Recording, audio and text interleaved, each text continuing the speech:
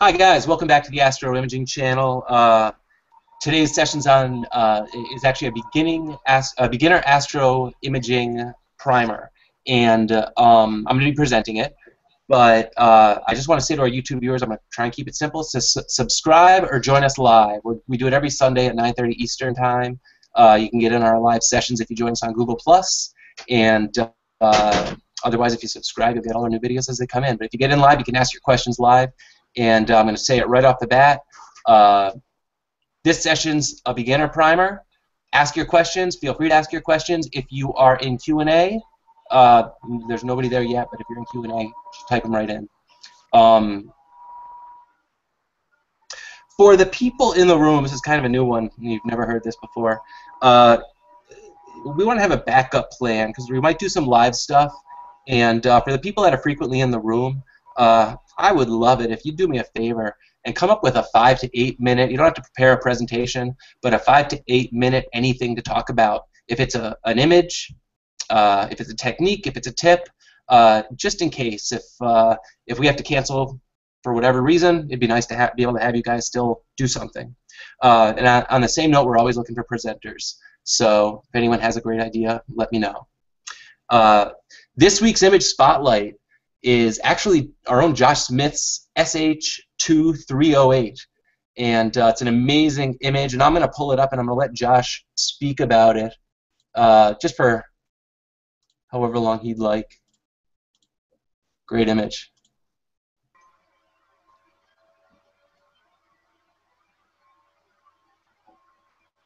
Thanks, Adam.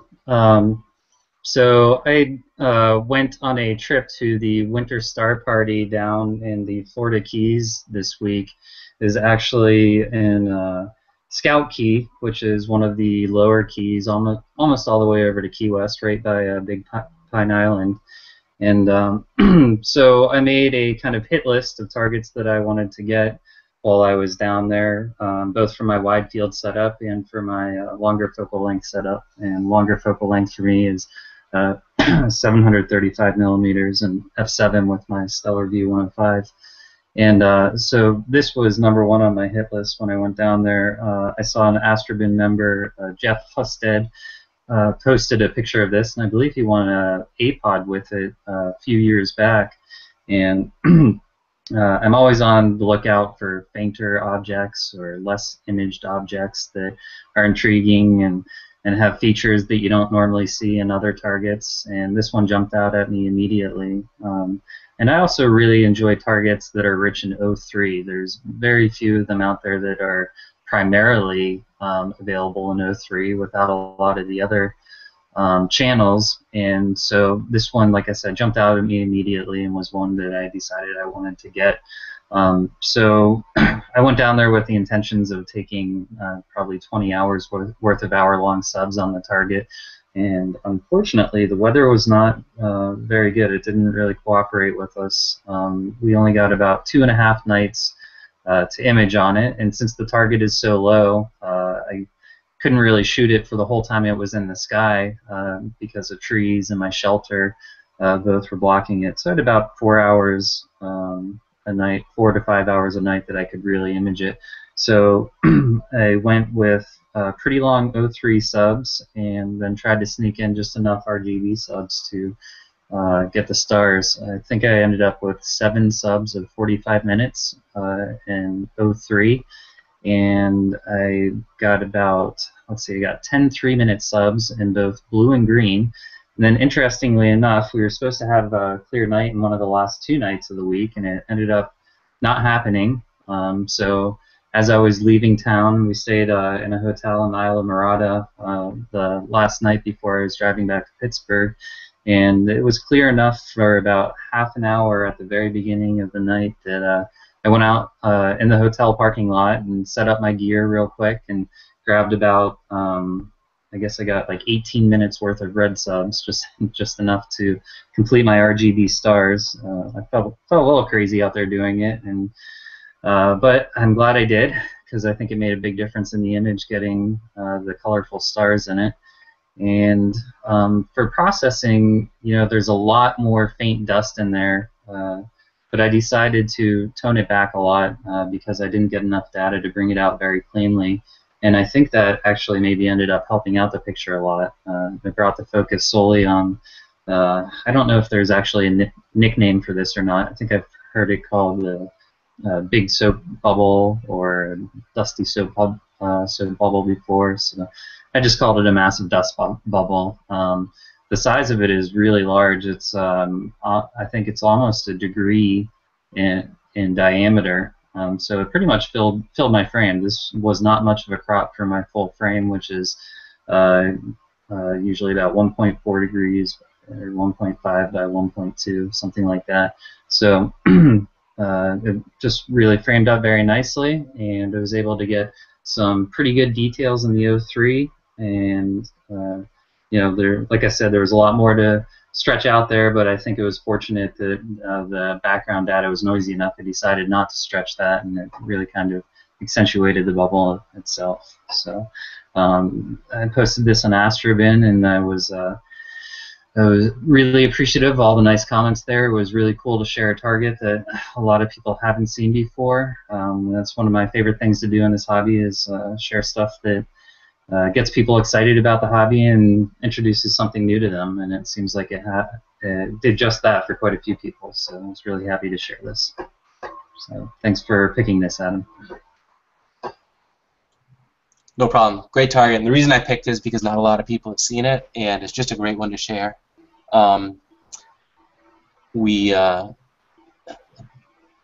It's hard to make the rare targets look so good because they tend to be dim, and you did a great job on it. I hope this isn't your last award on this. I hope it goes further because it's that good. Now that we have a lot of viewers in the room, I just want to mention to all you guys this presentation today. First of all, to the people in the live room, I don't even know if you know this at this point, but you can click my face or name and see what I'm saying. Otherwise, you might see someone else. So while Josh was speaking, I don't know if you saw his image. That's how you see it. For the guys in the YouTube side, Q&A. Type in your questions and I'll answer them. I'd ask that the guys in the live room try and monitor that and call the questions out as they come. And right now, I'm going to jump right over into my presentation if I can. Let's see here. And I don't think you can see it yet. Hold on, I think I have to go full screen. Oh, and you're seeing part of it. I'm sorry, bear with me. It's making me click a lot more than usual. And then you see that, and then you see that. Where am I going? Right here. All right, stop me if you can't see my full screen. Again, guys in live in the YouTube side, ask your questions away. I don't think this is going to be too long, so we're going to have a lot of time to answer live questions. I know there was a lot of interest in asking specific questions about setup, so feel free whenever you ask. A beginner's astrophotography primer. So you'll want to shoot the stars. And when you say stars, I'm not talking about these stars. Brad and Angelina are making their but I mean these stars, the Cocoon Nebula. You want to do deep sky astrophotography. This isn't necessarily about planetary. It's all about deep sky. If you're doing planetary, it's a bit easier than this. But there's some basic gear when you're getting into deep sky astrophotography, and it's pretty much you're pretty much going to need all of this stuff. First being the mount. And if you talk to an astrophotographer, the most important single item is the mount. We're proud of the mount we own, and the guys who've been doing this a long time do what they can to buy the best mount they possibly can. And our advice to you is to buy the best mount you can right off the bat. Pay more attention to your mount than your telescope. Your mount determines the capacity and the tracking capability, and if you can't do that, if it can't track what you want to do, you're going to have drift, you're going to have issues. Second up is a telescope or lens. Come in many shapes and sizes. You're going to need a camera. You've got a couple options, DSLRs or CCDs, and there are incidentals. But I want to go right back into the mount. If you're not familiar with astrophotography, Um, the most common mount we use is going to be a German equatorial mount.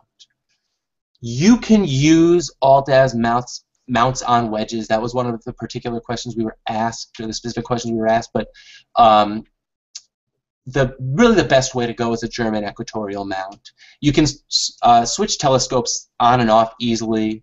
That's one of the main reasons it's good, but there are more options that are designed a little bit better in GEMS than modifying other mounts to do what you want to do, whether it be like a CPC on a wedge or even a Dobsonian on an equatorial platform, which is something that occasionally gets suggested. A mount isn't a tripod. Don't think it just holds a telescope. It may require a tripod, but it isn't a telescope. It rotates slowly and precisely around the polar axis. That's what we really need it to do well. It needs to track. It has to be smooth. It's got to keep those stars pinpoint. Most mounts that you're going to look at are going to have go-to. Not all, but most. They must be polar aligned. They must be synced on one or more stars. So when you polar align it, you're aligning it on the celestial pole. That's different than aligning it on a star. The celestial pole is right around the North Star, and some telescopes will have, or excuse me, some mounts will have polar scopes. Some will have routines. When you're buying a mount, it's good to look into the routine you might be getting into. If you're like me, you'll download the manual the day you order it, or maybe a few days before you order it, so you can learn a little bit about it and get to know what exactly you're going to have to do to get your running. So they must be synced on one or more stars. My mount has to be synced on one star. Some mounts with pointing models will require 2, 3, 4 stars. The more you do, the more accurate your go-to will be. But in general, a good mount means fewer headaches. Again, the mount will be the largest portion of your budget, and it will eventually require auto-guiding. And why do I say that? Because a lot of people don't understand that. They say if they buy a good enough mount, then they're done. No. Even with a great mount, you're gonna need auto-guiding. There are some mounts that don't require auto-guiding. They're that good that they have pointing models, and they have pointing models that take into account many, many stars, 200 stars, and they can track very, very precisely. And in some cases, they don't need guiding, but you have to jump through a few hoops to get there. You have to do some things that might be a little bit more difficult than actually auto-guiding. So just keep that in mind. We're going to get into auto-guiding a little bit. The telescope.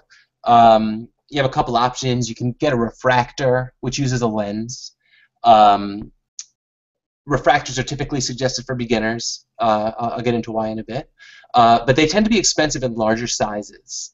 What's a large size? Well, refractors get expensive over 100, in my opinion, over 100 millimeters. In general, they're low maintenance. But getting back to the price, you've got a couple options, Apo versus Acro, which gets into the color correction or how really well they perform, whether you're going to see chromatic aberration in them or kind of color fringing. So Apos get very expensive in those large sizes I was talking about. Acros are much more reasonable, but it gets exponentially more expensive as you get larger. At some point, it gets so expensive that you pretty much flip over to reflectors.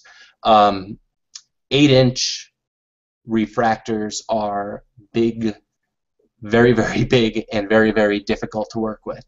Once you get to 6 to 8 inches, it's much more reasonable to have a reflector. But start with a refractor. That's my suggestion. Grow up to the reflector. A reflector uses a mirror as opposed to a lens. Like I said, they're less expensive in large sizes. They may require collimation, and that's just the alignment of the mirrors. Some require it more frequently than others, but it's not something to really be intimidated by. It's something to learn. But remember, refractors don't have that. Lenses don't have that. So for the most part, it's a great place to start. and this is something I just wanted to point out. One thing, if you're just starting out, the F ratio, you need to learn about the F ratio. It's the speed of the telescope. It's actually the focal length over the aperture, and it determines how fast you're going to gather those photons. If you are magnifying a lot, you tend to have a slower telescope or a higher F ratio.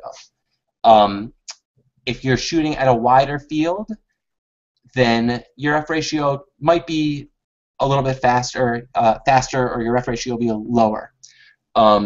You really should understand that concept if you're looking into a telescope. Camera, couple options. Hang on, Yeah. hang on, Adam. Yes, Adam? go ahead. I know you probably can't explain everything there is to know about auto-guiding. Will you have a section a little bit later Yes. about auto-guiding, what it is and stuff? Or? Yes, I will. Okay, let's hold off on that. Yep. The camera. You have a couple options. DSLR versus a CCD. And we actually did a presentation, DSLRs versus CCDs, and that's a great place to look. And I'm just going to run through this one kind of quickly because if you're really shopping, I suggest you go back to that particular presentation. I think it's just DSLR versus CCD, so you'll find it. But DSLRs are cheaper. They have really good performance for the price. Large camera manufacturers have good R&D budgets, and they deliver pretty well for what we do. DSLRs are terrestrial capable, so you could take landscapes or shots of the kids at home. It's good to have a DSLR around. For shooting emission nebula, it may require modification, but you don't have to do that right off the bat. But that is something to understand when you're buying a DSLR. It would be one of the limitations.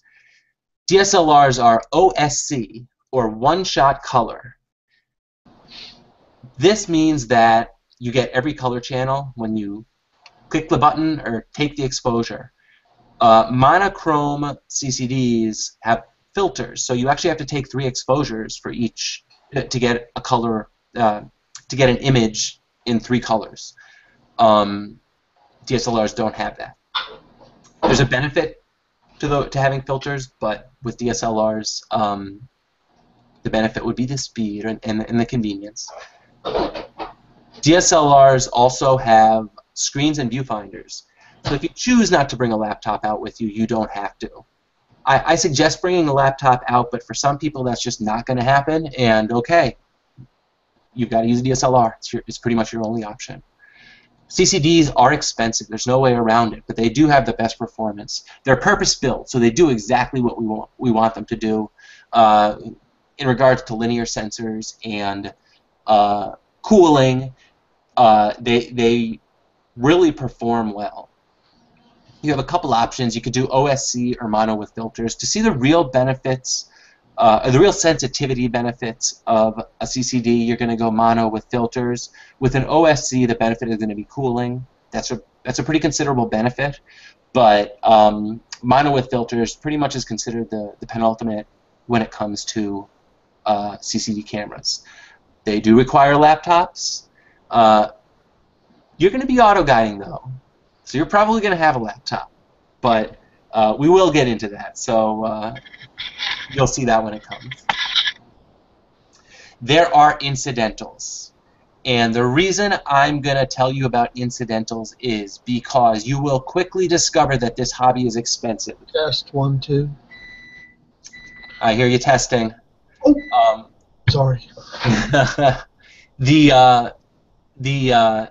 This hobby is expensive, and I already said spend your money on your mount, but remember that there's always going to be other stuff you're going to need, and when I say need, it's really stuff you really want, but it's going to make life easier, and these are things like focal reducers. They make your system faster. They make your telescope faster. They give you a wider field, so you get a couple different fields of view out of one telescope. Field flatteners, coma correctors. Depending on whether you buy a refractor or a Newtonian or an SCT, you might need a field flattener or coma corrector, and these also cost money. Spacers. Everyone hates spacers because sometimes you need to move your camera in or out by 5 millimeters or 10 millimeters, and these things add up. $15 a pop, and you need 2 of them, or you might need to buy a custom one. I like to joke that you haven't arrived in astrophotography unless you've had a custom part machined for you. But now I've had 2 of them done, so I'm kind of proud of that. A laptop, like I said, I really suggest bringing a laptop out. It's going to be it's going to make your life easier, focusing everything. Nothing fancy, but I do suggest Windows. If you have a Mac, you can run, I believe, a Windows. There are a few Windows emulators on it, but you do have to, I believe, have Windows to do it. It's called Boot Camp, Adam. Boot Camp. Yes. It's built in, yeah, and it'll install Windows for you. Yep. And so you can still use it. You can still use your Mac, but remember that you're going to have to. A lot of the software is just Windows-based. It's really difficult to find Mac software. Not necessarily Mac software, just sometimes hardware in general. I know guide cameras even. It's more expensive to buy a Mac-capable guide camera than it is to buy a Windows PC and a guide camera. But if you have your Mac, you already have it, or your Apple. Focusing or Botnov mask, they make focusing a lot easier. They make life a lot easier. I suggest them. Batteries. You don't anticipate needing to carry a giant battery out with you when you're shooting, but you do. And some of us have 2 batteries. Some of us have more than that. Software, BYE, SGP, PSCC, PI. Fortunately, DSS and PhD2 are free. But we'll get into a little bit of that. Collimation tools for reflectors, dew heater, Autoguiding. Yeah, Autoguiding, we're going to get into that now. But there's lots of stuff you're going to need. Save your budget. Don't buy a mount and 2 telescopes right off the bat. I always say upgrade equipment little at a time, because you buy one piece and you figure out a few other things you need to buy to get that one piece working. But remember, Autoguiding. Adam? Yes. Before you go on to Autoguiding, we did have a question, and this may be a good time to talk about it. We might want to put it off. But Christopher has asked, can you talk about magnifications with DSLR and CCD? Magnifications with DSLR and CCD. So I'll assume that you're probably talking about, I don't want to call it a crop factor, but how the size of the sensor impacts the apparent magnification of the object you're doing. And if I'm wrong about that, just re-ask your question. So DSLRs, I'm going to say they come in two varieties, full frame and APS-C. Full frames are a bit larger. Full frames are actually very large sensors. And APS-Cs are crop sensors or slightly smaller sensors.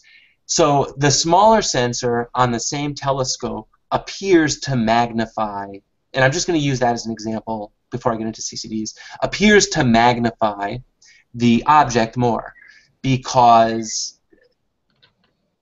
it's really just taking a smaller field of the view.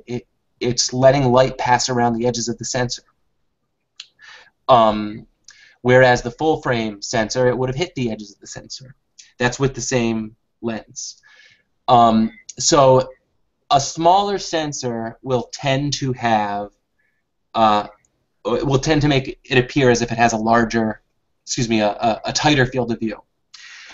When you get into CCD sensors, large sensors get very expensive, and there's kind of something going on now where Sony keeps on coming out with great CCD sensors, but they're smaller than the old Kodak sensors.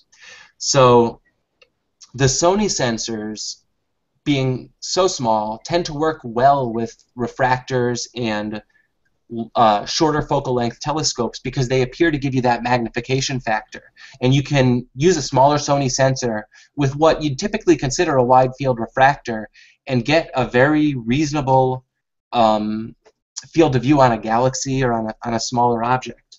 I think it was 2 weeks ago. I hate to refer you to a past presentation, but I did something.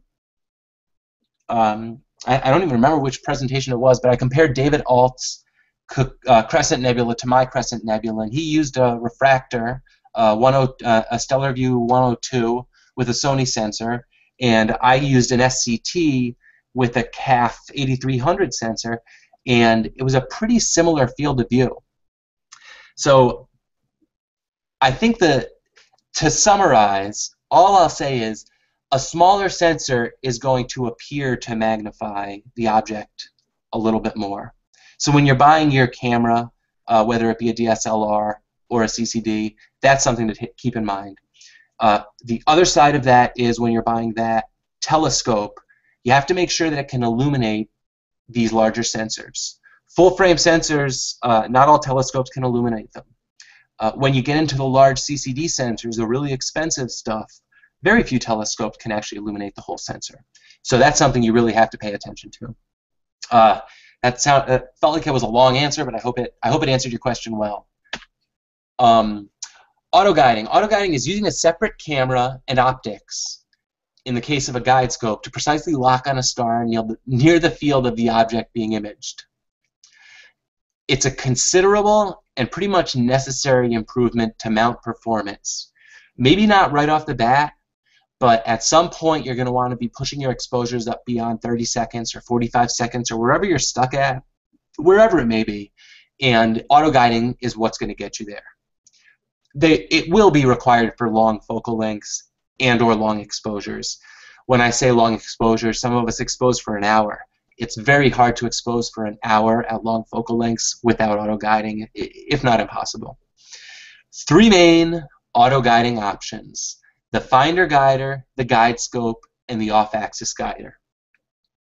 Each one is going to have an appropriate place. Off-axis guiders are better with SCTs and in many cases RCs, or just long focal length telescopes that may have mirrors, or it may be difficult to prevent differential flexure or a differential from occurring between a guide scope and finder guider and your main camera. That's where off-axis guiders really come in well. When you're starting out, though, if you're starting out with a wide field refractor and you want to keep it on a budget, finder guiders are great. They work with the easiest of cameras, the SSAG. Guide scopes are good as well. The limitation is differential flexure. And for that, I've upgraded to an off-axis guider, and when I buy refractors, I try and make sure that they're completely compatible with the off-axis guider. You have to make sure that their back focus allows it to fit in there. So there are some hoops you have to jump through when you want to go off-axis guider, but there are also some big benefits to it. That's my auto-guiding slide. So if anybody does have any specific questions on auto-guiding, because it is kind of an important topic, feel free to ask away. I'm going to go on to the next slide, but you can interrupt me if at any point any questions come up. Adam, just to add, if I may, on the finder guider, it's a very lightweight solution, but it's also limited by the focal length. That one exact one is limited by 1,500 millimeters in focal length in the main telescope, so you can't just go haywire with that. That's a great point. In fact, I think that they say now that your focal length should be 5:1. If that's wrong, someone could correct me, but in other words, if you're guiding at 200 millimeters, then you can get away with 1,000 millimeters imaging. Now, you don't want to be right on the cusp of that, but they say you can. I always hate being on the cusp. I'm the type that says overkill is the best, but I also, the other factor to take into consideration is with the guide scope, differential flexure can come from the focuser. And I think sometimes the finder guiders tend to have a slightly more rigid attachment between the camera and the guider itself. So I don't look at guide scopes as kind of being the ultimate solution in that 5:1 range. I think that because unless it's a really good scope with a great focuser and really tightly locked down, on this one you see tipped rings with tips. I actually think dovetail clamps are a little bit better, or even the best. I think I forget who makes them, but somebody makes these insane rings that are just massive and they lock them down. AP uses them, but I forget the name of the company. But if you lock down your guide scope really well, then you can do it, but off-axis guider really does perform well. Differential flexure will be the concern. Adam, we have a Christopher. I don't think we've answered his question yet, and I just wanted to tell Chris, I don't think we can answer that completely today. The way you've rephrased the question up above there, so let's just hold off on that until the end of the show, and then we'll talk about it some more. Okay. Okay. Yeah, I'm going to keep this live afterwards so we can really do an open Q&A, because I think that's where we're going to get a lot of the good stuff out of it. And one thing about guiding, the off-axis guider requires a more sensitive guide camera, right? So the one you have pictured is the Orion SSAG? Yes. An off-axis guider does require a more sensitive guide camera. The Starshoot Autoguider, I tried two different off-axis guiders with the SSAG, didn't work. As soon as I upgraded to the Lodestar, actually 3 different off-axis guiders with the SSAG. As soon as I upgraded to the Lodestar, it started working for me. So if you're using a Starshoot Autoguider and you can't get your off-axis guider working, it's your camera, it's not sensitive enough. And I hate telling people that on the forum, because I was there, and I was like, no, I'll try it, I'll get it working, but no, it just doesn't, it's not sensitive enough. There are a lot of good guide cameras out there. Prices come down. The QHY 5L2, I believe it is, although some people say there might be driver issues, but there are some variations of that, and in some cases the driver issues don't really affect your system. But yes, Sean, that's a good point. So the process. And I'm going to go through this really quickly because I kind of go through it all over again. But the setup, taking your gear out, you set it up, you plug everything in, you balance your axes, polar alignment, polar alignment, polar alignment. Polar alignment is very important. Then star alignment. Star alignment isn't as important. It's kind of overrated, but oh well. Acquisition. Acquisition is focus. Frame focus. It's funny. I never anticipated focusing when I got into astrophotography. I guess it's one of those things. But framing. Yeah, you want to get it centered. You want to make sure it's where you want it to be. Determining exposure length. Triggering of the exposures. Calibration frames. Darks, flats, bias. You might have heard these terms already. Processing. Calibration and stacking of your exposures. Stretching and beautifying your image. We're gonna go through all of these. So don't worry if none of it makes sense yet. Actually, when it comes to setup, we're only going to go through polar alignment because setup is polar alignment. Everything else about setup is easy. Polar alignment is the difficult thing, and polar alignment is the thing you want to learn right off the bat. If you don't, first of all, I already said, you point the polar axis north when you're setting it up. You're actually pointing it pretty close to Polaris. The north celestial pole is offset by Polaris by just a little bit. I don't know what they do in the southern hemisphere. We are so lucky in the northern hemisphere to have Polaris. But so when I go out, I roughly point it at Polaris.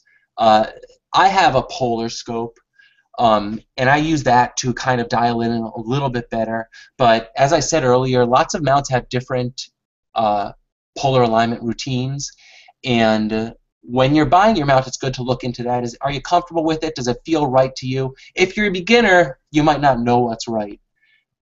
The mounts are really robust these days, and we all have to polar align, so they're all really good at it, but they all do it a little bit differently. So it's good to look into it and see exactly what it goes through. Some mounts don't come with polar scopes, some do. Some the polar scope is the primary way of aligning. So you point it roughly north. You use your polar scope, you use your hand control to polar align. It might involve pointing at a bunch of different stars, syncing it, and then it points to a star, and then with an offset, and asks you to center it using only the altitude and azimuth correctors on your mount. When you're polar aligning, you're not aligning with the hand control. You're actually aligning them. You're moving the mount, not the telescope. So that's the distinction between polar alignment and star alignment. Polar alignment is the mount. Star alignment is where the telescope's pointing. when you finish roughly polar aligning, you're going to end up doing, in many cases, you're going to end up doing a drift alignment. Some mounts may not require a drift alignment. Some mounts may. If you're imaging at a long focal length, you're probably going to need to drift align. If you're using that wide field refractor and starting out, and your mount has a pretty good polar alignment routine, you might not have to. In fact, you probably won't have to right off the bat. But eventually, this is something you're going to have to know. And there are a bunch of different routines, but my preferred routine is using the PhD2. John Rista goes into a great tutorial on it in Cloudy Nights, the PhD2 technique, and I have it there in the bottom left. It's really easy. If you don't polar align well, though, you're going to see there on the right. That is field rotation. That means you're not polar aligned. That's pretty ugly. That's pretty bad. And that's why we polar align. You won't really know how bad it is until you stack it and you get this ugly picture. But you will see the field rotation in individual subs, though. In fact, you can keep those subs kind of short, and it won't show up. But you might have to keep it very short.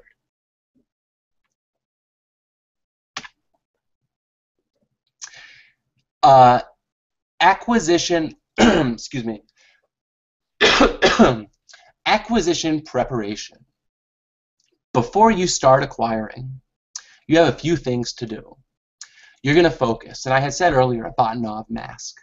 You can see over there on the right, actually I don't know if you can see animations, but there is a Batinov mask on the right there, and you use this with live view or looping exposure, and you end up focusing using whether your knob on your SCT or on your refractor, and you just slightly focus and you try and center that diffraction spike. If you don't have a Batinov mask, you're pretty much trying to make the star as small as possible, just like you'd be doing if you were using your telescope visually.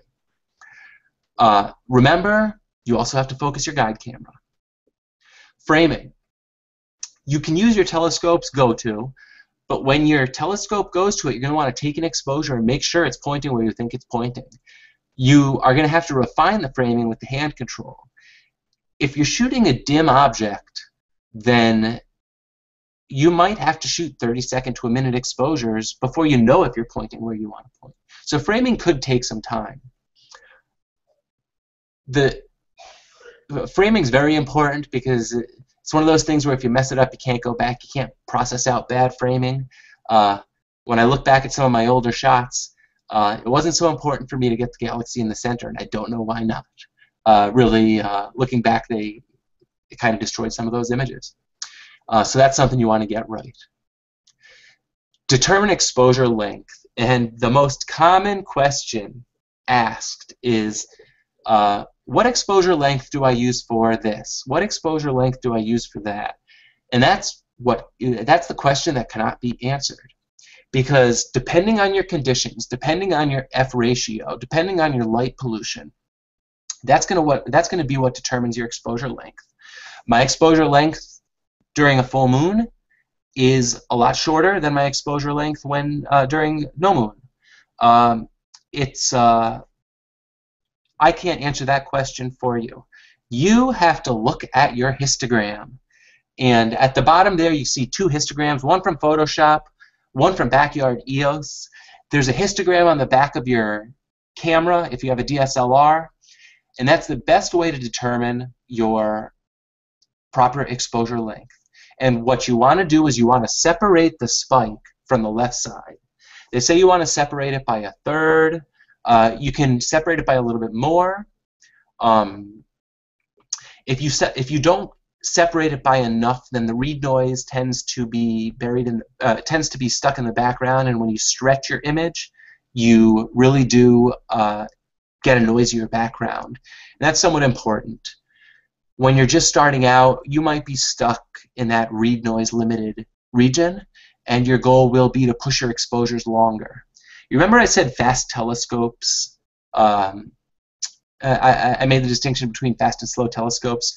Well, fast telescopes will get that histogram spike separated faster and will require shorter exposures. So that's why we like fast telescopes. And remember, some of these refractors tend to be fast, these wide field refractors. Lenses tend to be very fast. So that's why I'm an advocate. Acquisition. After you've gotten yourself set up, it's pretty much just a matter of triggering your exposures. Well, of course, you're going to be guiding, but you're going to be most likely using a laptop if you're listening to me, or you might be using an intervalometer, in which case maybe you're not guiding, but you have to set your exposure length. The exposure length you've determined by taking exposures, seeing where your histogram falls, and then you're going to determine your number. So how much time do you have? How much time are you spending out? When is your target going to set? When's it going to hit the horizon? When's it going to fall behind a tree? All stuff you could do. That's basic math. Select your guide star and start guiding. You have to do that. Don't forget to do that because you're going to have drift otherwise. And then start your acquisition. If you're using an intervalometer, you can enjoy the sky while you're doing it. Nearly all of us are using acquisition programs. My recommended acquisition program for a DSLR for a beginner is going to be Backyard EOS or Backyard Nikon. They're very reasonably priced, $35 to $50. Very easy to figure out. If you have an EOS or an EOS and you have used have used EOS Utility, what an awful program. I hate that program. It makes you calculate your exposures. Oh, it's crazy. Don't use it. Just buy this and support Elaine and give them your money because it's a great program. If you want mount control, and I don't necessarily suggest this for beginners, I say keep it simple. Sequence Generator Pro is full automation and it runs $140. It's a great program. I'm using that now with my CCD, but it also runs DSLRs. But there are other options as well. Some people use MaximDL. Depending on your version, runs from $199 to $599. CCD Navigator, the SkyX, which has a camera add-on. I'm not so familiar with these programs. I've only used the first two, but they're out there, and you can pick one. If you have one, then use what you have. But they make life a lot easier. In fact, you're really gonna need to anticipate the cost of these programs.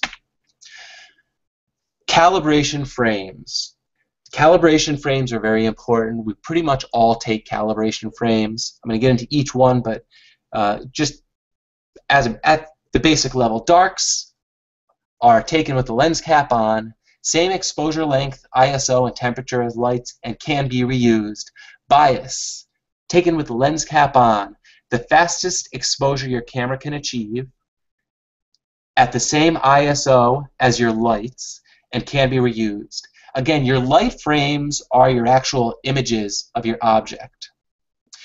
These calibration frames are frames that you're taking to calibrate out imperfections in your camera. The first two are frames taken to calibrate out imperfections in your camera. Flats are used to calibrate out imperfections in your optical chain. And there are a few things that can come into account. Flats are taken pointed at an evenly illuminated light source, same ISO as lights. Typically, it's a spike at the middle of the histogram, and they must be retaken every time you remove or rotate the camera. So they're a little bit different, but I'm going to get into each one right now. Darks remove dark current and hot pixels, and that's actually one of my recent darks, and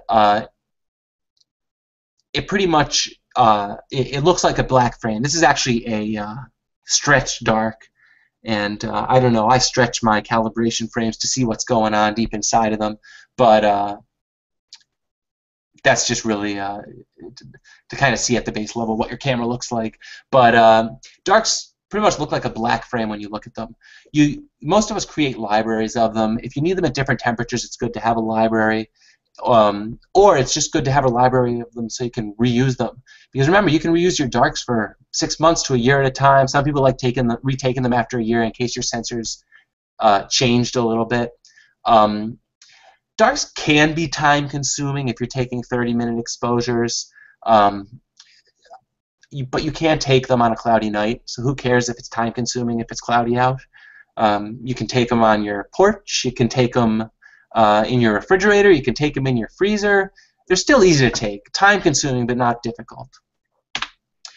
Bias frames remove read noise in your camera. This is a stretched bias, so you're actually seeing the very basic read noise in my camera, in my CCD camera. But when they're unstretched, it looks like a black frame. Same as a dark. You can barely distinguish between a dark and a bias frame. Maybe you'll see a little bit more cast in a dark if it's over a really long exposure. But typically, the only way you're going to be able to tell the difference is by looking at the exposure length.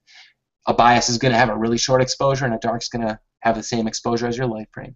But bias frames take really little time. It takes very little time to create a library. Can be acquired on a cloudy night again, and they're even easier than darks because they don't take that much time. In fact, I took a set of bias frames in about 5 minutes, and I took 100 of them. How many calibration frames should you take? And that's always a common question. It's really up to you. I say take a lot of bias frames because they come in so quickly. They do say, I believe, take more bias frames than dark frames. Dark frames, I say everyone has their own methods, and I'm just going to tell you my methods. I take 50 darks, I take 100 bias, and I use 25 flats. Flats are what we're going to get into right now because I always say this. Flats are the most important calibration frames. You need to use bias frames when you use flats. So bias frames become very important when you're using flats, but flats are the most important calibration frames. Flats do the most for your image. Flats remove vignetting and dust donuts, and we all have dust in our cameras. You don't know it, but it's in there. And very frequently we all have vignetting. And that vignetting shows up as a gradient, and it really makes it difficult to process images. In this image here, the vignetting is the darkening around the corner, around the edges, and you can see it's a little bit. There's a little bit more to it on the left side. That just happens for some reason. I'm trying to think. This is probably with my SCT, and maybe my collimation was off by a little bit. And then you see the dust donuts there on the bottom left. If I don't calibrate my light frames, you're going to see that dust in my final image. If I do calibrate my light frames with flats, you won't see it. So that's the importance. There are a number of methods to taking flats. Some people stretch a t-shirt over the tube and point it at the sky. That works well. You do have to point away from the sun. It's better to take it at twilight. You may be limited at the time of day you can take it, but it does work well, and it's very easy. All you need is a t-shirt. You can use a flat box. You could use foam board and some sort of paper to diffuse light, and a tap light I've actually used with my flat box. And you make pretty much just a box that illuminates the diffused area, and you put it over your telescope and you shoot away. Sky flats, you can point right up at the sky and you can shoot and let the sky drift through, and you average out anything that might show up, whether it be stars, even in the daytime, and it creates a flat in that way. You can use an EL panel. This is just a panel that you plug into your battery or your AC outlet, and it creates an evenly illuminated panel. And you put this right over your telescope and take your flats. And I recently bought an EL panel, and it makes life a lot easier, and I actually think it gives me better flats. They're probably the best flats I've had. So a bunch of different methods, and you really just have to pick what you're comfortable with. Some people with the t-shirt method use an iPad in a t-shirt, but you can look up flats and methods, and I suggest looking it up because these really do a lot for your images. Processing. Processing I break down into a few different parts. There's pre-processing, which is calibration, as I mentioned, the calibration frames, and stacking. That involves the application of the calibration frames to the lights. There's some math behind it, but you don't have to know the math. Your processing programs are going to do this for you. But it does it. Registration, you're going to hear that term, which is actually the alignment of the frames. Stacking of the registered frames. So you're first aligning all those frames, and then you're averaging them all together. And averaging removes the noise or lessens the noise from each of the frames. This is really the key to what we do. We don't take 8-hour exposures. We take 5-minute exposures, 10-minute exposures, 20-minute exposures, but stack a bunch of them. And that's how we get up to those long exposure lengths. That's how we gather all those photons without blowing out the image. And that's somewhat required. Post-processing. Post-processing is basically making the pictures pretty. Color calibration, saturation, curves, levels, noise reductions, sharpening, etc. We're going to go into them in a bit. Let me just give a little demonstration of pre-processing. On the left, you're going to see a single exposure uncalibrated. So this hasn't had anything applied to it. It hasn't had darks or flats applied to it. You don't really see many dust donuts, but you may see a little bit of the vignetting. On the right side, you see multiple exposures calibrated and stacked. So you really do see the amount of nebula that kind of reveals itself, or maybe it's just the amount of noise that's disappearing. But it makes a pretty considerable difference, more so with more frames. Stacking and calibration programs. There's a few to pick from. They all basically do the same thing. They ask you for your bias, your darks, your flats, and your lights. They ask you for an image integration method. You can pick it, you can use the defaults, and then you pretty much run it. Your computer chugs along for 20 minutes, half an hour, and eventually it spits out a frame. There are a few stacking and calibration programs available. Deep Sky Stacker is free, and a lot of us start with it, and I suggest starting with it just because it's always good to start with the free stuff.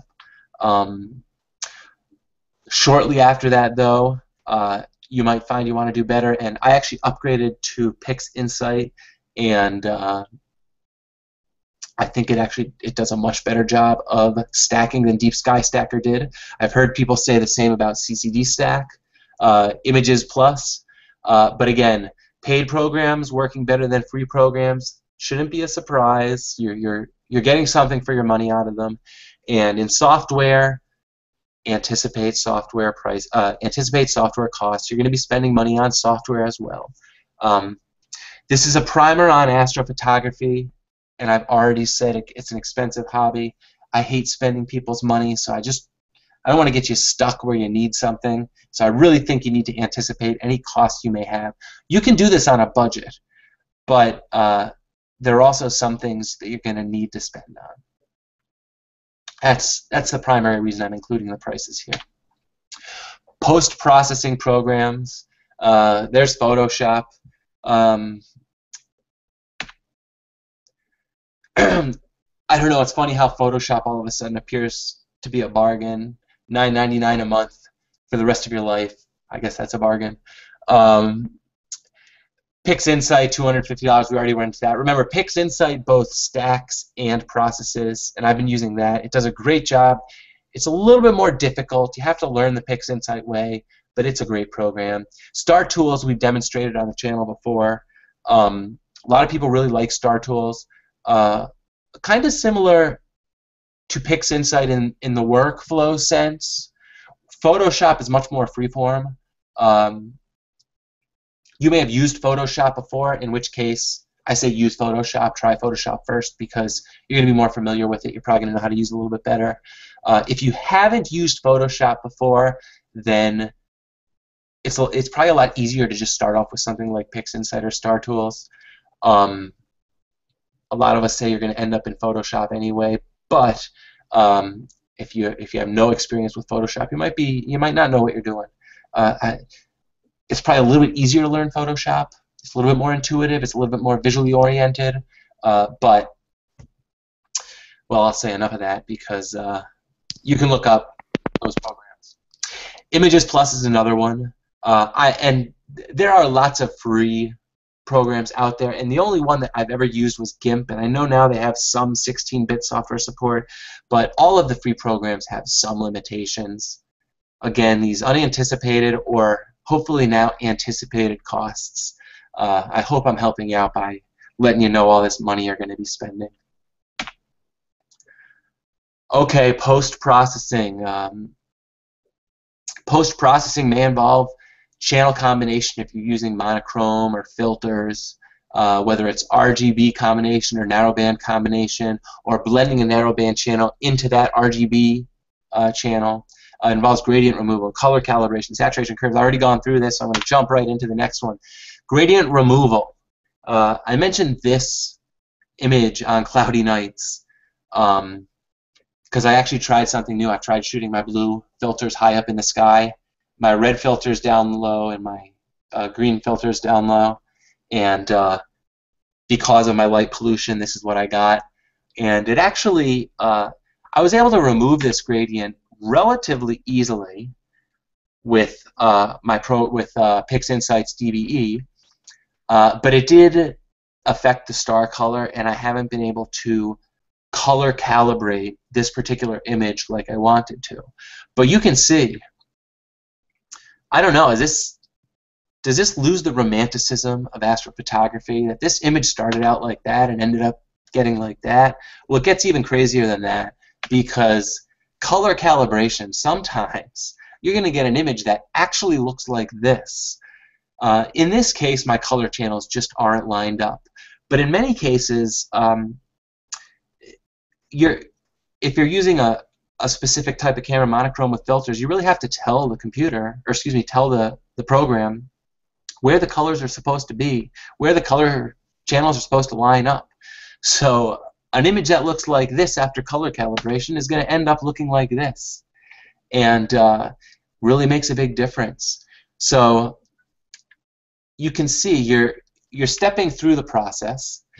Your next step in the process may be curves and levels, and these are just a few techniques you're going to use. You might use them in different orders, but going into curves and levels, you're really just boosting the regions you want to boost. The lighter regions, you might make them a little bit brighter.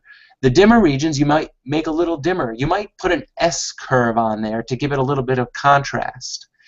You might bring the entire curve down. Curves are a tool that you're going to learn. Levels do the same thing, but curves are a little bit more powerful. But another thing, this is a primer. I'm not going to teach you how to use curves, but you're going to learn how to use curves. Sharpening. Sharpening is one of those things. A lot of people say they don't really use sharpening, but a lot of us in Photoshop use high-pass filter sharpening, and I use high-pass filter sharpening on large-scale regions, and I feel like it really brings out a lot of detail on the larger scale. That's something you're going to learn. It's a term you want to be familiar with. Noise reduction. Okay, so you see that sharpened image. I hope you can see this because it's. I tried to over noise reduce the next image. I jumped back to sharpening. I'm going to jump back to noise reduction. I tried to overdo this so you could see it, but in here what I did was I pretty much removed the noise using a particular noise reduction method, and it just kind of cleans up the image. They say you can overdo noise reduction. I completely agree with that. You want to do it delicately, but you, in many cases, have to use it. As good as our sensors are, we're shooting dim stuff, and unless you're shooting 40 hours, you're going to have a lot of noise in there. So I think you're going to have to familiarize yourself with noise reduction. Whichever program you're going to use, you're going to have different options, but they all have different options for it. And after a lot of work, after noise reduction, stretching, sharpening, you pretty much have your final image. And that's pretty much the primer. And again, I said I'm going to get into questions, and please ask your questions because we're going to be live for a little bit longer. So if I missed anything, if you guys have any techniques, stuff that everybody should know, now's your opportunity. Correct me, or let's just make this presentation better. Adam, I'd like to start by going back to some of the questions Chris was asking. I don't know if I if we ever figured out exactly what his original question was. I don't think it was just the crop factor issue, though, from the way he's talking about in later posts. In a later question, he asked, when I look at Jupiter through my eyepiece, the image is bigger than when I place my DSLR to the prime. And how can I get the same magnification I see through the eyepiece, if not better? And I think, Chris, that the answer is we don't talk in terms of magnification. Once you've joined the Fight Club, you don't talk about, no, wait a minute, that's a different thing. When we don't have magnification, because magnification depends on the viewing, and viewing differs depending on what you're doing. If I put an image on my on one of my computers, which has a screen that's only I think 1020 across or something like that, and I put that same image on my other computer, which has a screen of 1980 across or something like that, well, that image, pixel for pixel, is only going to be half the size on one of my monitors as it is on the other one. So what's the real magnification? There's no such thing. The answer to your question is if you want more magnification, you've got zoom factors on your computer monitors, on your pictures you're looking at, and all sorts of stuff like that. We tend to think in terms of field of view. And a certain camera, if it's got a sensor that's X number of pixels wide, and that X number matches exactly what your screen is across, well, you've got several choices. You could cut out the middle part and blow it up, or shrink it, depending. Most of our pictures, for many of us, are taken with either DSLRs, which can come in at 4,000 and 5,000 pixels across. So all of our pictures are shown at half the magnification that the camera caught them at. But some of our pictures, we actually have to blow up to fill the screen. So there's no such thing as magnification, to answer your question. And I think that was most of Chris's questions. Chris, if it isn't, you know how to type in another one, okay? And yeah, that's what I got out of Q&A. Yeah, I'm just reading through. His question. It's and you're using Jupiter as an example, which I'll assume you're talking about planetary in general. One technique that you can use with DSLR, with planetary DSLR photography, and not all cameras can do it, but there's you can use crop mode on certain DSLRs, and it actually only uses, and this is for video recording, not for shooting, because we use a lot of video with planetary, but it actually crops just the center pixels of the camera, so it gives you that apparent magnification. You can also use a Barlow to get you there. Barlows you can use with planetary. You're not really going to use Barlows with deep sky. Almost all of what I said is my entire presentation was more about deep sky. So that the Jupiter's kind of thrown me through a hoop. But I think that's what you're referring to. So if you're not referring to it, re-ask your question, as Alex said. Adam, if I can jump in real fast, I think the best way for him to actually see the difference between them is to use Stellarium and the Oculars add-on, and you can actually simulate pretty much anything, any telescope, any eyepiece, or any DSLR with any crop factor. You can actually adjust the crop factor in there and see the result. Yeah, that's a good point. Stellarium is a great program, and you just type in your sensor specs and all that stuff, and it figures it all out for you. It even does eyepieces, so that pretty much solves this question. Yep. Okay. Now let's see. I'm gonna jump back into chat. Am I missing any questions in chat? There was a thread going on about whether APOs need flatteners or coma correctors. It should be said that coma is this thing that happens with Newtonians, generally speaking. So no, you don't need coma correctors, but you do need sometimes flatteners, and sometimes you don't need flatteners.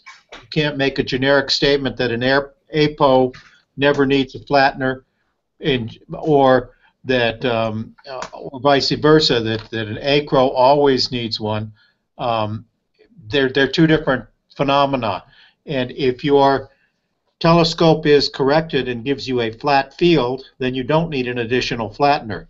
But if it isn't corrected, whether it's apochromatic or not is another question, then you do need a flattener eventually. There's one thing I would say about to every beginning astro imager. It is very important to use what you've got. Quit going out and buying new stuff just to make it better. If you're getting a problem because your field is not flat enough, okay, you know your field's not flat enough. Quit worrying about that. Try getting your stars round anyway. The stars in the middle can still be round if you're guiding correctly and everything else like that. Eventually you will save up the budget to buy that flattener or whatever else you need, that other piece of equipment. But use whatever telescope you've got. If you don't have an autoguider, say, oh, I can't image, I don't have an autoguider. No, you can go ahead and go ahead and do that. I think there was another question back from Chris. Something about what's the difference between a guide scope and a finder scope, right?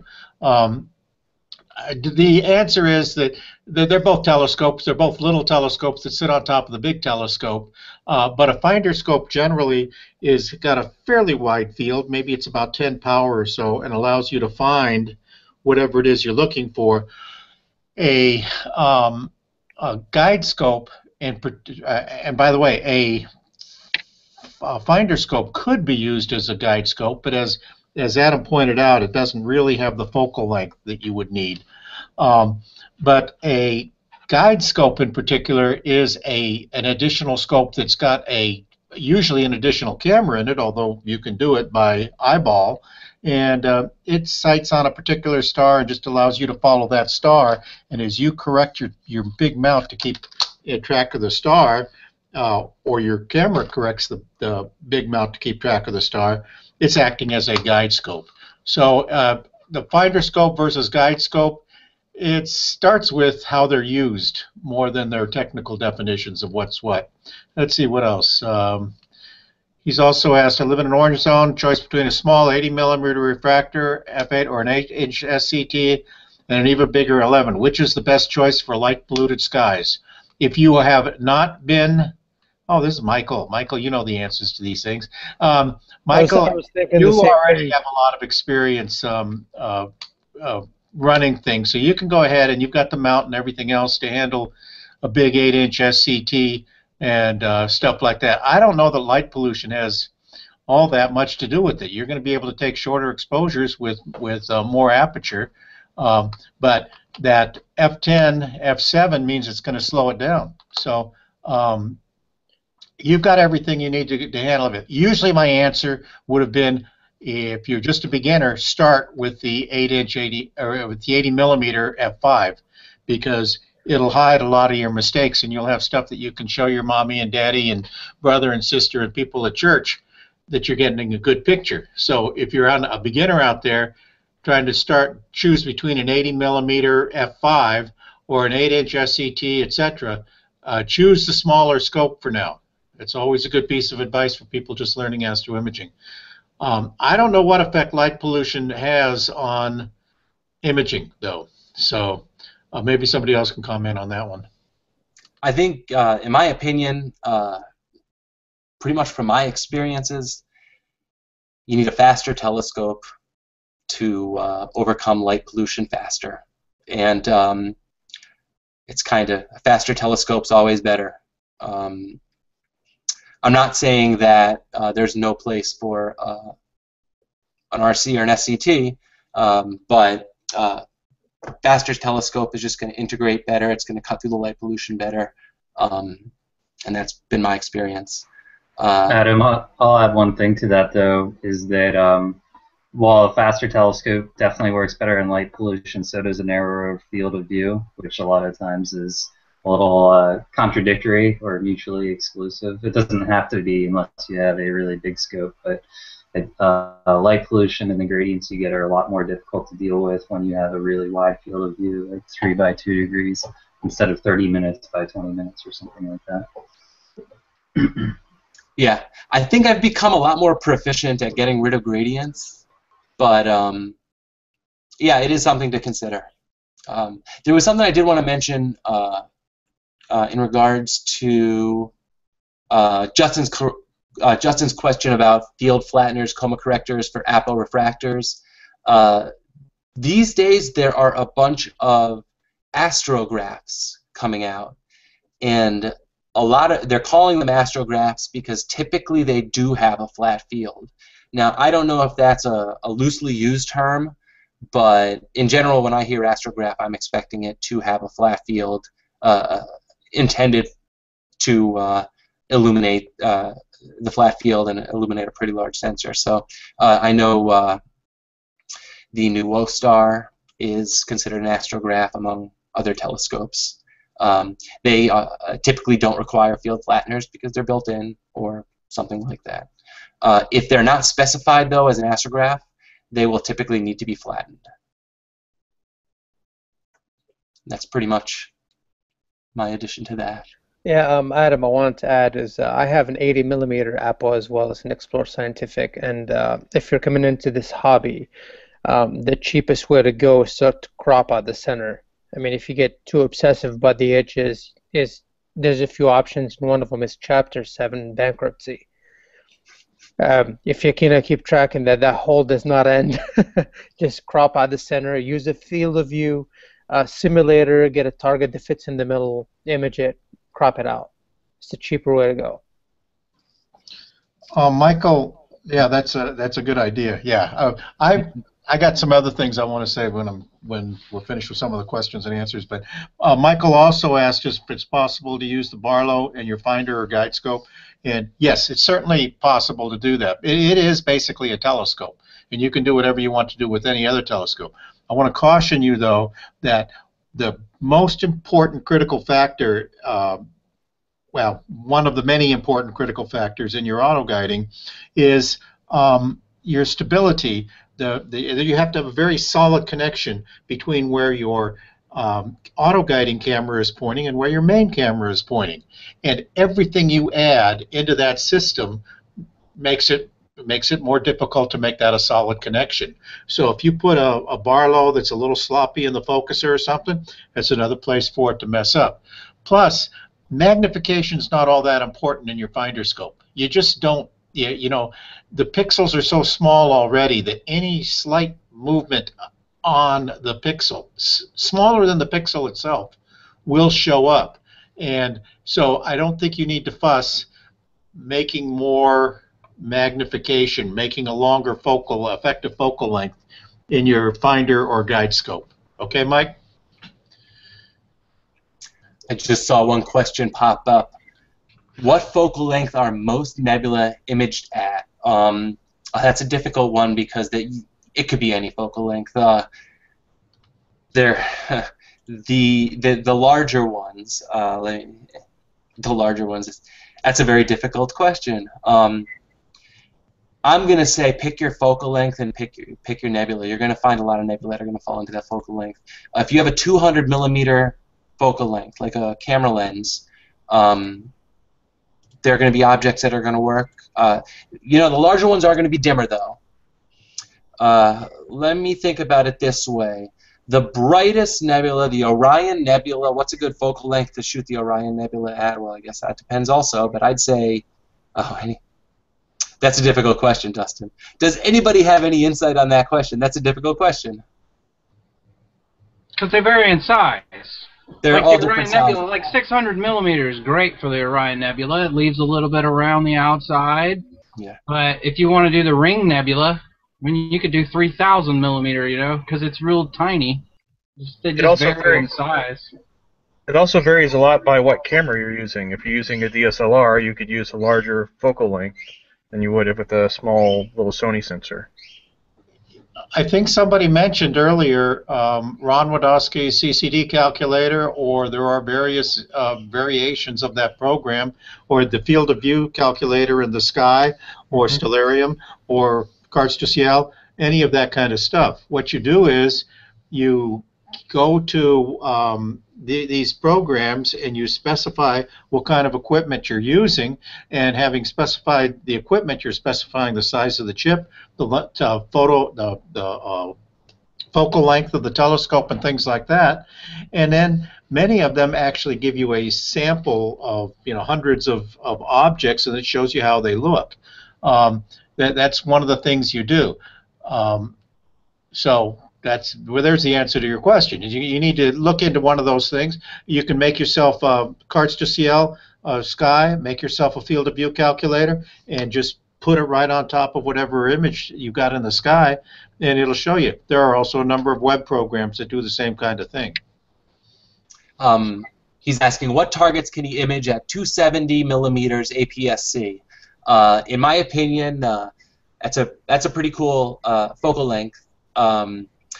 I just posted an image that I took of the Horsehead to the Orion Nebula, and there's a lot of dust in there, but you can actually pick up. I'm going to guess you could pick up both targets pretty easily within that field. So that'd be a good place to look. The Rosette Nebula is right near there. It's a pretty large target. The nebulosity in Gamma Cygnus. Yep. A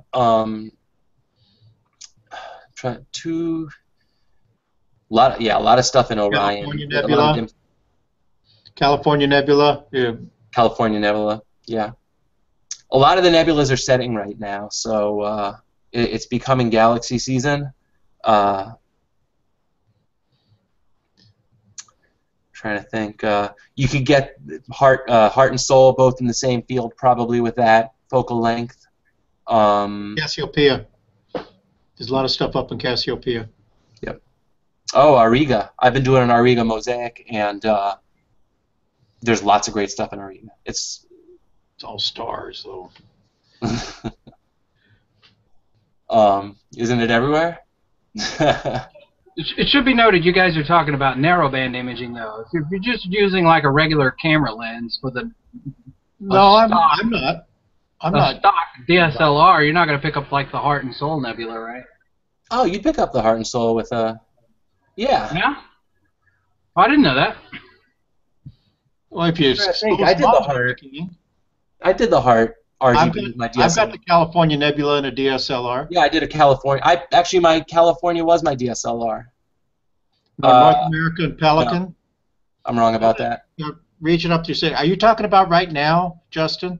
Because if you're talking about right now, hey, dude, you got about 3 months to wait. Okay? In 3 months, or you can be silly guy and wake up early in the morning, but you got some time to wait before the great big gassy stuff comes back. Or you can move down to the southern hemisphere. Yeah, then Summer Eagle Nebula. Just a little bit smaller, but you'll pick it up. You know, let's look at Frank Castano's question there. For those of you who can display Q&A, he's got a. So who did the? Was it Justin? Ran your photo through CCD Inspector. CCD Inspector is pretty cool. Frank, are you live? Can you talk about that? Can you turn your mic on and talk about that? Yeah, there's a Frank. Yeah. I ran the photo through. You know, I took a. Let me see. Let me see if I can share it. I'm not sure how to do this, but let me give it a try.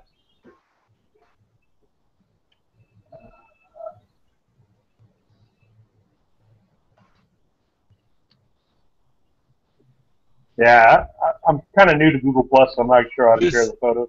Over on the left side, you're going to see a green box with an arrow, a white arrow, and you click that, and it'll let you open any particular window on your desktop, or you can click the full screen, and it'll show your entire desktop. I'm looking at it. Oh, I see. I see what I did. I actually called up the site. I see it. Okay. So I ran that photo through, and let me see. Can I do my desktop? Yeah. I can see it. Yeah, we can see it now.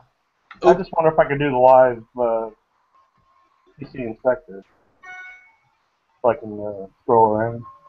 Yep.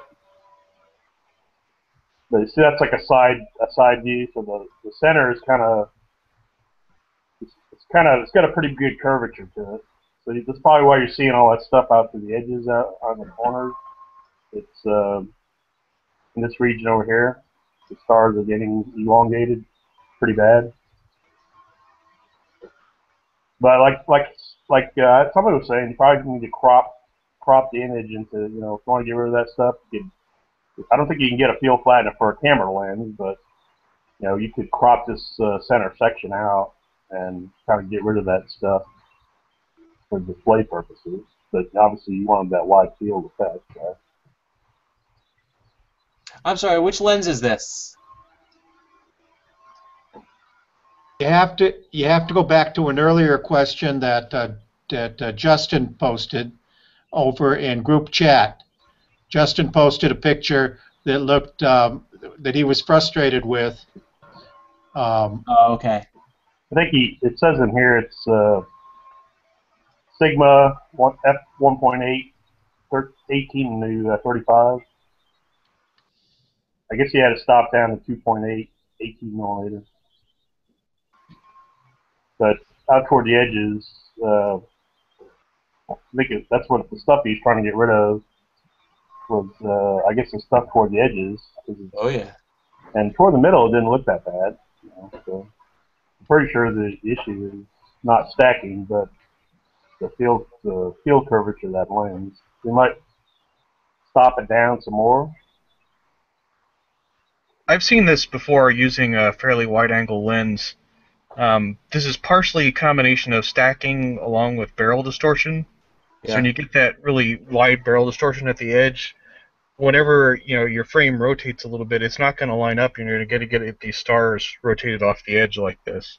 So if you have a way to correct the barrel's distortion before you stack, this will clean up quite a bit. Justin said that his individual frames look somewhat similar with that problem, and they've got to be fixed. By the way, there's a feature in Photoshop where you can take puppet wrap or puppet warp, I forget, where you can actually squeeze those edges back in. Stretch the stars, unstretch the stars. Yeah, it's filter lens distortion. Yeah, that's to correct a bunch at once, but there's also puppet wrap if you really got a bad case of it. I had a really bad case of it with the lens I took up to take aurora pictures once, and yep, it worked fine.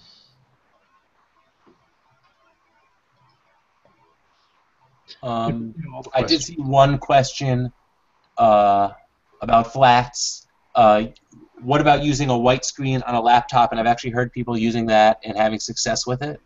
I'm always worried about interference, but I guess if you're shooting longer exposures, it might not be an issue. But I don't know. I don't hear people talk about that. So I've used an iPad regularly. On my little refractor, I just put an iPad up on top of it. For my flat screen.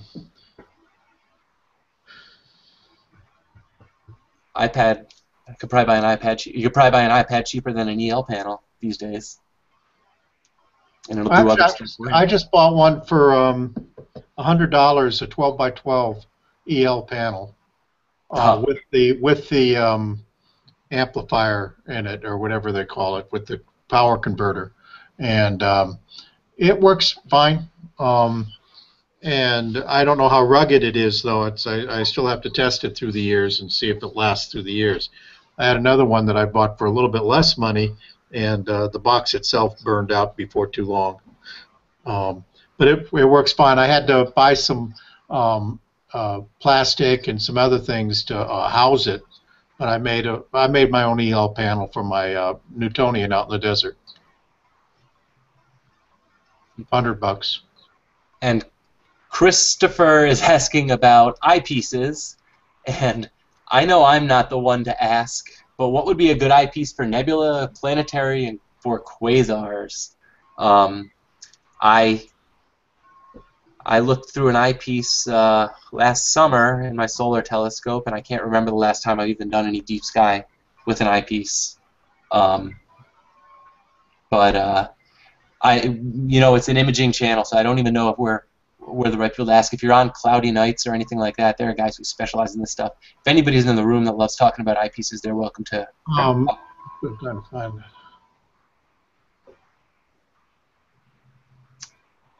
Okay, there is no single good eyepiece for nebulas, planetaries, and quasars.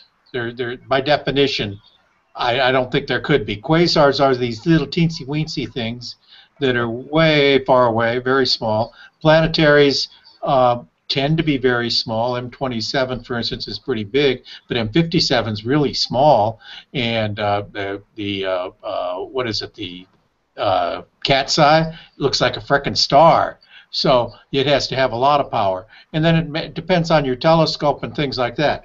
But I want to make sure, Christopher, I think it is, that's asking this question. Christopher, when we are talking about astroimaging here, we are not using eyepieces at all for any of this. There is a type of astrophotography, a very high resolution, high magnification astrophotography called projection photography that does use eyepieces. But the kinds of stuff that we're talking about, deep space, nebula, and stuff like that, we generally do not use any eyepieces in our imaging train. Okay, that's just in case that's what you were thinking. If you're just asking a general astronomy question, how do what eyepiece is ideal? You need one eyepiece that'll get you about 150 power, another eyepiece that'll get you about 2/3 of that, and another eyepiece that'll get you as wide a field as you can reasonably get in your telescope. You only need 3 eyepieces in the whole wide world for visual astronomy. I know people argue with me about that, but there aren't that many. You don't need much more than that. And get the widest field you can get. And well, let's get out of it. Let's get out of visual astronomy. Tom's asking, what's the difference between RGB and narrowband imagery? And basically, RGB imaging is you're taking a color, or you're taking an image as it's supposed to look, red, green, and blue. That's true color. So with the DSLR, you photograph a terrestrial object, it shows up as you're supposed to see it. Narrowband imaging is just taking a tiny slice of the color spectrum, in many cases H-alpha light, and off the top of my head I can't even tell you the wavelength. 680, 460. Yeah. Yeah. But so you're basically taking that tiny slice of light, and the reason we do that is, first of all, from a scientific standpoint, you can that particular light is emitted by hydrogen, and you can actually determine some stuff from it. From our perspective, H-alpha actually cuts through light pollution really, really well.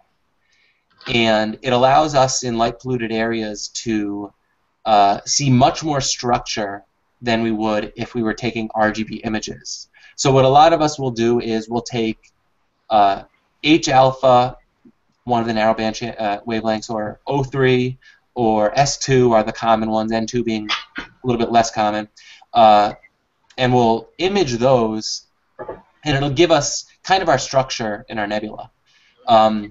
If you've seen the famous Hubble telescope nebula images, they actually have their specific color palette. So they are false color images, but they use that particular color palette to really just display the structure in the nebula that much better. I want to add something here, that one of the practical differences that when we're imaging, narrowband exposure will typically be a half an hour or 45 minutes even per filter, per exposure, sub-exposure, whereas an RGB image will be maybe 15 minutes, 10 minutes, 5 minutes in some cases. And also, RGB, you get natural color once you get rid of the light pollution and all that other stuff. With narrowband, you get artificial colors because the three most commonly used filters happen to be a bluish green, a red, and a red. And so you're going to get weird colors because one of them has to be a red and one of them has to be a green and one of them has to be a blue eventually. Now you can fudge your way around that stuff, but I think the key difference, as Adam has said, is that you can image in light polluted areas. And also, yeah, Frank's just saying it. Narrowband will only be used on nebula, and they don't do well on galaxies and things like that. In most cases, you're not going to use narrowband on galaxies. Closer galaxies, you might want to use narrowband to pick up the H-alpha, but for the most part, you're going to be using RGB on galaxies. Okay, there was a question over when we're going back and forth. You can see, Adam, you know, it's hard to follow everything because we're trying to answer two different question streams, and reading them as we're answering them and being nice to each other, not stepping on each other is what they're saying. Somebody, who was it, Chris, I think, asked, you know, when you're aligning a scope, there are just so dang many stars. How do you know which one to align on? You're right. Go to someplace like the Texas Star Party or someplace in a really dark sky and look up, and all of a sudden you can't find your stars anymore because there's so many of them. Well, the fact is that when you're just aligning your stars, when you're just trying to align your mount in the first place, if you've got your mount pointed north to begin with, or wherever it's supposed to be pointed, and it's level and flat, and you tell it to go to a particular star, the stars that it picks to go to generally are out there kind of by themselves, and you just go to the biggest, brightest one and get it centered. You don't have to worry about the fact that there are, you know, 500 other stars up there in the same general area. So you kind of go to that area and you'll find it. Now, when you're drift aligning, it doesn't matter which star you're drift aligning on. Whatever star is actually in the center of your field of view, you can use as long as it's fairly visible. So when I find a scope, I find it difficult to do because when I find a star to align, now I'm looking at a zillion stars. Just pick the bright one, okay? The bright one is the one that the mount wants you to align to. That's the one it went to. Sounds like his skies are too dark. That's your problem. That's a problem I have in dark skies all the time because I'm like, oh my God, there's so many stars. Where's Polaris? It's a good problem to have, I guess. If you do your aligning at sunset, it tends to not be an issue though. I'll add one other thing there. It helps if you have a planisphere or, you know, a planetarium program on your phone or tablet or on your laptop or something like that to use as a reference when you're out somewhere to learn where the stars are as you're doing alignment and stuff like that as well. So you know which stars are what after time. Good point. Justin's asking, can a Celestron Advanced VX hold a 6-inch reflector, guide scope, CCD, and DSLR? Okay, so the Advanced VX capacity is, I don't know off the top of my head. I want to say it's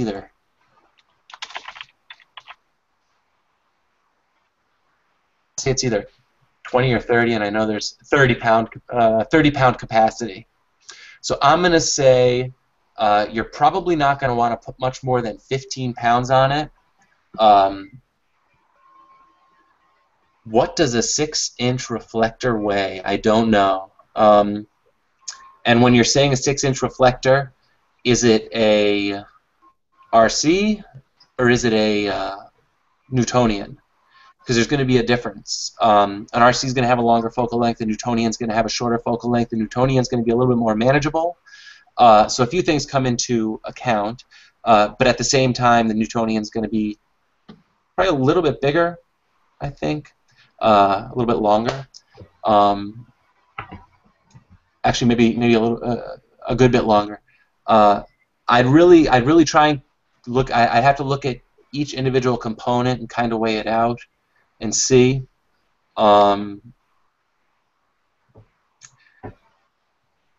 It's gonna be close. I shouldn't say that. It's going to be close to your half capacity. If you're perfectly balanced, you might be able to get away with full capacity, but you might also have issues. I can't give you a firm answer. I'm not so familiar with the VX or 6-inch reflectors. Just trying to add it up. It also depends on your particular guide scope, because a guide scope can either be 3 pounds or it can be 8 pounds, and that's just an 80 millimeter. So, you know, I have a guy in the club that I think has that setup. Actually, I think he uses an 8-inch reflector, a Newtonian reflector, and he's replaced it with an MX. Justin, it depends kind of on what you want to do with it. You never want to push things to the limit in astroimaging. On the other hand, Celestron Advanced VX should be able to hold a lot and get you started and get you well down the road while you can learn a lot of things. I'm not one in favor of buying piecemeal, ladder stepping all the way up. Other people are. A lot of people like to rent equipment. It's easy to rent equipment. You go to Astromart or Cloudy Nights and you buy something and you use it until you can't use it anymore. Then you sell it to somebody else. And whatever money you might have lost in that transition, that's your rental for that equipment. So you can't do that. I'm not a great advocate of that, but I'm also not a great advocate of going out and buying a G11 or a Mach 900 or whatever it is until I'm pretty sure that I want to play around in this hobby for a while. If I think other people can give you better advice on what the best what best mount is, but don't ever try to get anything. Can it hold it? Well, if it can just barely hold it, you will be tired of it before too long. Okay. There was another question over in Q&A. I forget what it was. I forget what it is now. What's a good DSLR to start with? And I think we all have our opinions on this. First off, start with the one that you've already got that you're taking pictures with right now of the family. Just start with it. If that's all you've got, go out and get it and start using it. All you need is a T-mount to mount it up to your telescope, or it's a little bit fancier than that, maybe a T-mount and a camera adapter, but it's about a $30, $40 operation at most to attach it to the back of your telescope and start taking pictures. So you can join the club that way with whatever you've got. But if I haven't gotten one yet, it depends on what money's worth to you. The best DSLRs are cooled, modified DSLRs that by the time you've spent the cooling and the modifying and the changing this filter and that filter, you might as well have gotten a CCD, in my opinion. Other people will have an objection to that. But at least get one that has live view so that you can see whatever it is on your screen, that has computer connectivity and hopefully connections to your software that can run your computer. You want something that's fairly recent. Definitely don't go back before a 450. I know on Canons, that's about as far back as you want to go. Canon, and I'm sorry, I don't remember what the designation on the whether that's a T3 or a T17 or whatever it is. I don't remember that stuff. But 450 was about when they got one cable connector to the computer. You can get them used for as little as $150 probably for just the camera itself. You can buy new ones for $400 or $500, not 450s probably, but 600s, 700s, whatever the latest ones are in the Canon line. Canons generally had a head start because they had an open architecture that one could play with and therefore had more people writing software for it, and they had some advantages as far as taking the pictures. They didn't tend to to lose the stars because of their sharpening routines and their smoothing routines. Nikon's did at first. They don't anymore. Some cameras are reputed to be even less noisy than Canons and things like that. I'm not a real equipment junkie, so I don't know that. But if I didn't have a camera at all, I would be looking for a Canon probably, and definitely one with live view. Basically, anything that's been made in the last 6 or 8 years, I think, would probably work there. Now, the question also mentions the Canon 60DA is no longer being made. There's a good argument for using a Canon 60DA. You can, with slight modification or slight extra work, no, I'm actually with that one, you can use it during the day. You can use it at night, and you can get good pictures in both cases. This and the 20DA, its predecessor from, oh gosh, 2002 or 4 or something like that, had a specially altered filter system so that it actually picked up some of the infrared light that most cameras miss.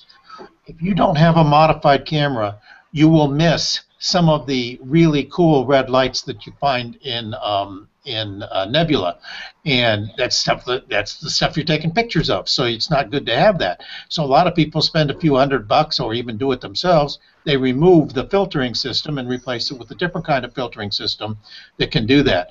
I wouldn't worry about that if you're just starting out. Now, if your question is what's the best DSLR to buy for astrophotography, that's another thing. If you're talking about what's the best one to get started with, obviously the one you've already got is the best one. And the second best one, if you got to go out and buy one, is to get something with live view and a single cable connection to a computer with software that can run it. I'm done. Again, in regards to, this is my opinion in regards to new, if you do get it modified, the second it's opened up, your warranty's gone. So should you buy a new one hoping it's reliable, or maybe you should consider buying a used modified one? There isn't that much difference in performance between the most recent cameras over the last 3-4 years. The 6D is an awesome camera that really jumped in performance, but it's also $1,400, so it's a bit pricey, and you're going to have to modify it. The T3i, I used to use an XS. I like the XS, but I would kind of say start with the XSI, which I think is the 450 Alex was saying. But the T3i tends to be a nice balance of everything. If you need me to suggest one for you, I like T3i modified. But you could spend as much as you want on cameras. I like Mike Field. Mike Field's put up a quote by himself. You can buy your way into trouble as easily as you can buy your way out. That should be our hobby's slogan. But just going through, I didn't see any new questions pop up. I'm going to jump back over.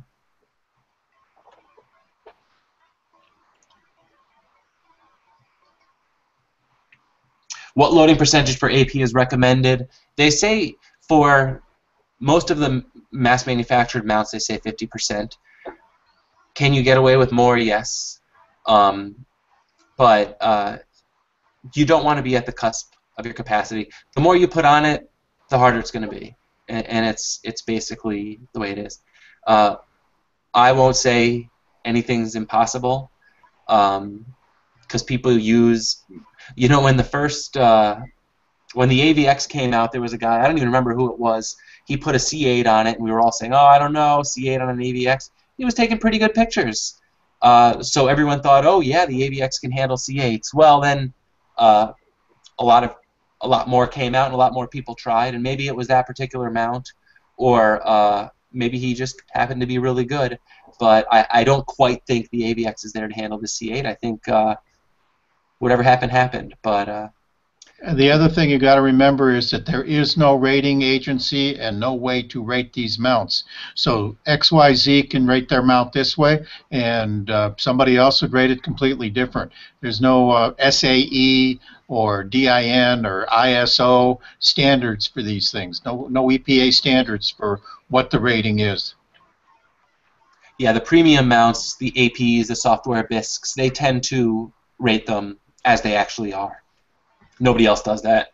The mass-produced mounts, 50% capacity. The mass-produced mounts are all doing it as based off visual, and we're imaging. If it's balanced, why is that weight so important? I think it has to do with, do they call it the moment arm or the... moment arm inertia? Moment arm inertia, exactly. So you've got this weight. So if you've got a 2-ton propeller, but it's perfectly balanced, is it really, really easy to spin? Not really. It's because it has weight to it, and you need force to put on it. And it's up to those motors within the mount to be able to push that force. And things can start flexing in different ways besides just on the bearings that twist it in right ascension or in declination. You know, your whole mount could start flexing in different ways.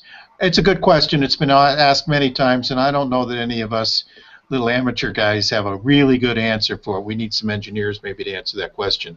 But it's in a way a symbol of the quality of the driving that you'll get through it, of the tracking and stuff like that you'll get. The bearings make a huge difference.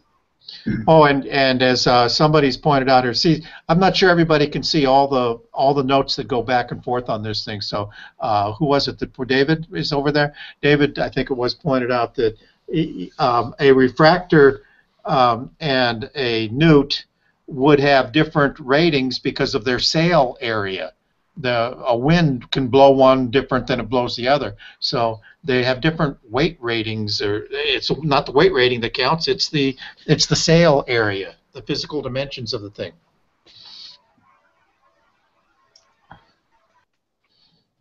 Yeah, one of the actual things that helps with mounts is just the mass itself. The mass of the mount helps keeps it stable, and if it's heavier, the wind doesn't bother it as much. I have a really light tripod and a really cool mount, and when it's windy, because of my light tripod, it moves around a little bit more. And I could probably hang a weight from the bottom of the tripod just to give me that mass, and it would help out. So you can also think of it in terms of how long it takes the mount to respond to a particular load on it.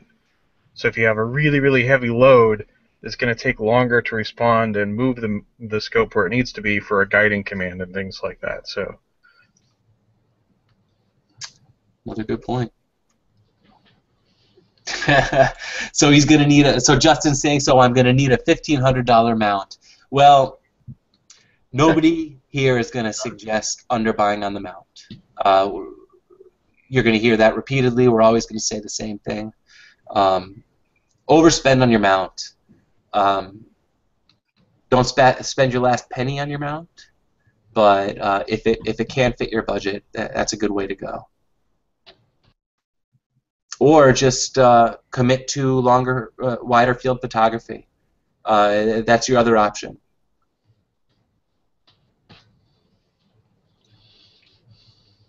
Okay. I think we're finally getting caught up on some of these questions. Al Razzo's got a point. He wants us to go over to see what's on starzona.com. Starzona's got a lot of cool stuff. I've got to respect what Al says because Al actually processes my images better than I can process my image.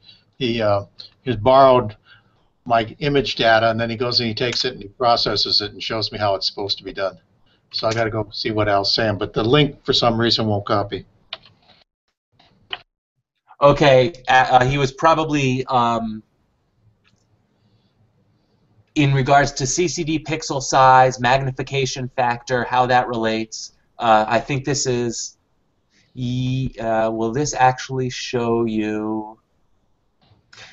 Yeah, he provided a link to Starzona's site, which shows you pick your CCD camera, you pick your telescope, and it tells you your field of view, so you can figure out which objects will fit into your field of view nicely.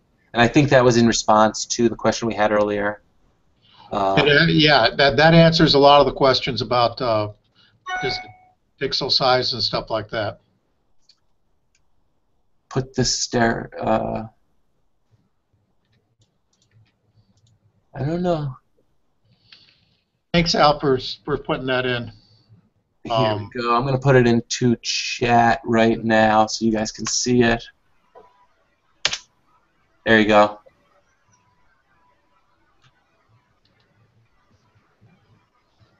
And I think I just saw 3 things pop up. For those who were asking earlier about the crop factor, and you see the different size CCDs that, have you got that up on the screen? Are you sharing your screen for those that can't get to it? Let me see if I can share this screen. Here you go. I got it. For Starzona? Yeah, just to share that. You see the different size chips that one can have there. Imagine your telescope is delivering what's called an image circle. It's a certain size.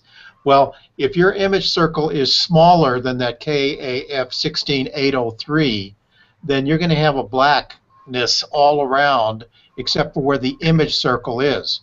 On the other hand, if you could take it down to this APS-C and say your image circle is bigger than that APS-C, well then that same image circle is going to be filling everything.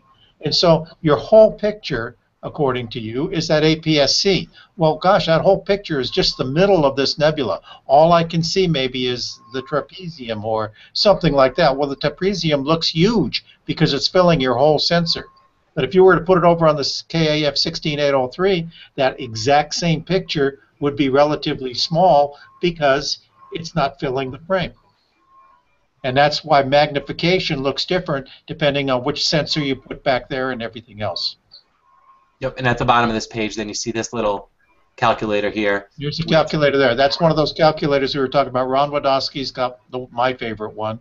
Here's another one. This one doesn't allow you to name a object. Yep. Ron's got a couple hundred objects or something that you can put in there, and it'll show you how big it looks in your particular setup. Yeah, the ones that show you the objects are really convenient, especially to newcomers, because it's hard to determine which objects are which sizes. I think when I did my thing a long time ago, back when the Astro Imaging channel was just a little baby, was I think I had a section about Ron Wadowski's image calculator and how you match what you can see, your field of view with the objects out there. On target selection, that Astro Imaging channel presentation I did a long time ago.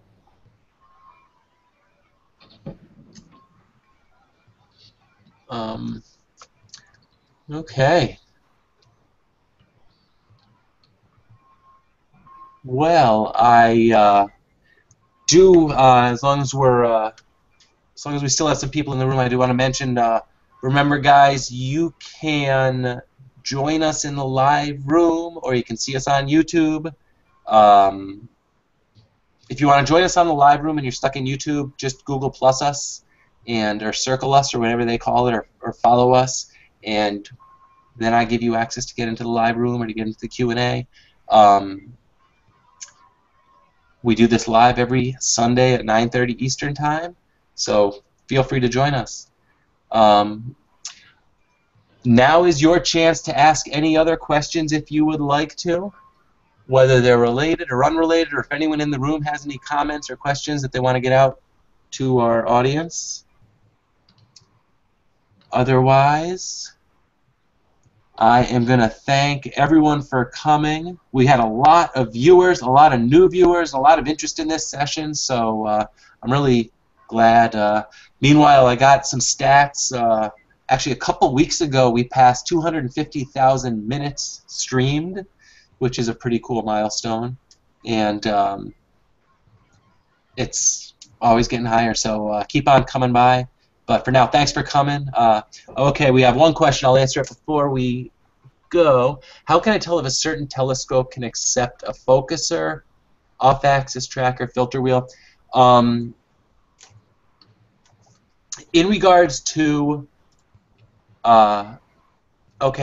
in regards to the can accept a focuser, an aftermarket focuser, I'm not quite sure about that part of the question. Most telescopes already have focusers built into them. Occasionally, because we use heavy cameras, we do aftermarket focusers, but if you're using a DSLR or if you're using a basic non-CCD camera, you're probably going to be using the the regular focuser. Off-axis guider is going to be more a matter of the imaging circle of the camera, or excuse me, of the telescope. It also may have to do with the back focus. Back focus, yes, I'm sorry. I was just talking about it and it slipped my brain. The back focus of the actual telescope. Some refractors might not give you generous enough back focus. You might not get enough inward focus in it. Filter wheel. A filter wheel, typically you're going to use them with monochrome cameras, but some people use them to get H-alpha or narrowband. But I think overall, I think your question kind of relates to back focus. And I think when you look at the specs of a telescope, it's going to tell you what the back focus is, and you just have to make sure that your sensor to front of your imaging train distance is within that, or I should say is lower than that. You don't really run into that.